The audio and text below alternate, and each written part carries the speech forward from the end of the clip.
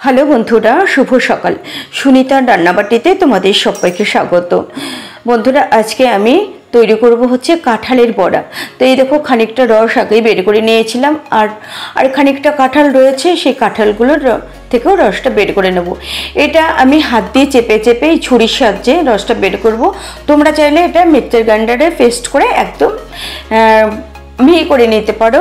Mixer গ্রাইন্ডারে paste করলে কাঁঠালে যে একটা আঁশ থাকে, ওই আঁশটা সাধারণত থাকে না। আর যদি থেকেও যায় তাহলে ছুরি দিয়ে সেঁকে নিলেই আঁশটা আলাদা হয়ে থাকবে। তো যাই হোক, আমি এটা ছুরির সাথেই অল্প একটু কাঁঠাল তো, আর আগে যেটা আমি করে নিয়েছি সেটা ছুরির সাথে আমি করে নিয়েছিলাম, রসটা বের করে নিয়েছিলাম। তো দেখো, এতটা কাঁঠালের রস আমি বের করে নিলাম। তারপরে নিয়ে নিয়েছি 1 বাটি আটা, 1 কাপ চিনি আর হাফ কাপ মতো সুজি। তো আমি চিনিটা এর মধ্যে আগে দিয়ে দেবো। চিনির দানাগুলো একটু মোটা মোটা।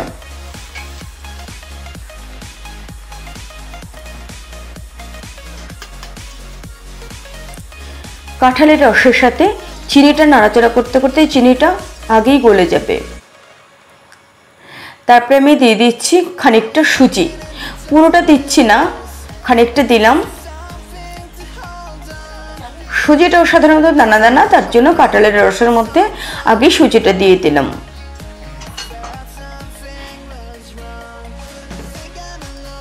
তো সুজিটা দিলে কি হয়, একটু মানে কড়মড়ে হয়, তার জন্য সুজিটা দিলাম।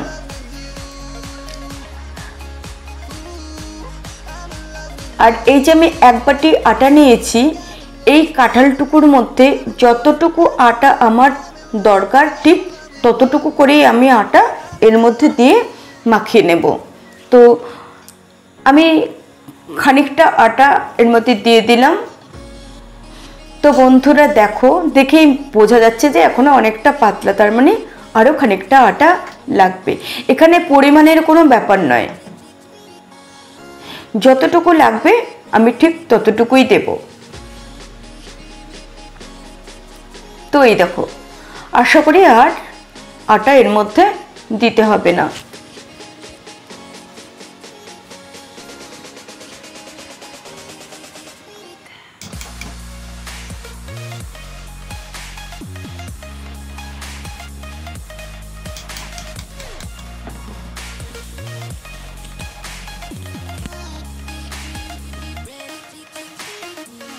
এইবার আমি দিয়ে দেব পরিমাণ মতো লবণ।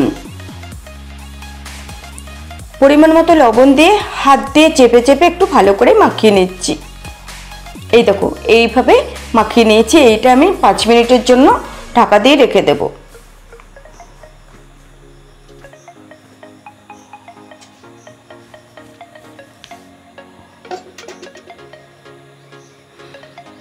তো আমি উপরে রান্না করি, উপরের ট্যাপটা না, আমার উপরে যেই ট্যাপের সঙ্গে যেই লকটা থাকে বন্ধ করা খোলা, সেটা না ভেঙে গেছে। তো আমার খুব প্রবলেম হচ্ছে। তো যাই হোক বন্ধুরা, হাতটা ধুয়ে নিলাম। এবার চলে এসেছি, কড়াইটা গরম হয়ে গেছে। এবার কড়াইতে তেল দিয়ে দেব।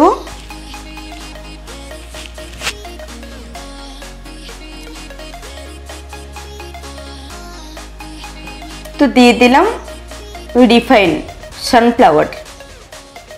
এবার বড়াটা তৈরি করে নিচ্ছি। তো বন্ধুরা, আমি কিন্তু অনেকগুলো তেল দিইনি।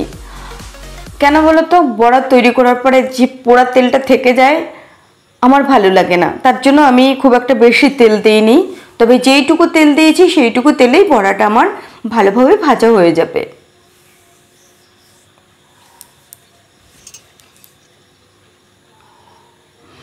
এই দেখো বন্ধুরা, আমি এতে কোনো বেকিং সোডা বা বেকিং পাউডার কোনো কিছুই ব্যবহার করিনি, অথচ কত সুন্দর ফুলে উঠেছে দেখো।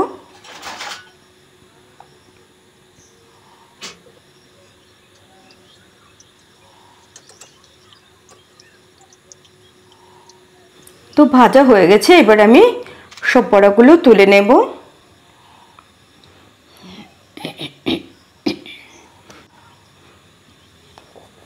তো সব বড়াগুলো তুলে নিয়েছি। বন্ধুরা, কেমন লাগলো তোমাদের আজকের এই কাঁঠালের বড়া রেসিপি অবশ্যই কমেন্টে জানিও। আর তোমরা অবশ্যই একবার ট্রাই করো, দেখো খুবই ভালো লাগে। আমি গত বছর ফার্স্ট তৈরি করেছিলাম, আমার খুব ভালো লেগেছিল, তাই এবার তোমাদের সাথে শেয়ার করলাম।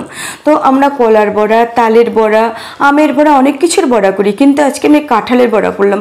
তোমরা একবার ট্রাই করো। তো যাই হোক বন্ধুরা, তোমরা সবাই অনেক অনেক ভালো থেকো, সুস্থ থেকো। দেখা হবে নেক্সট রেসিপিতে। টাটা।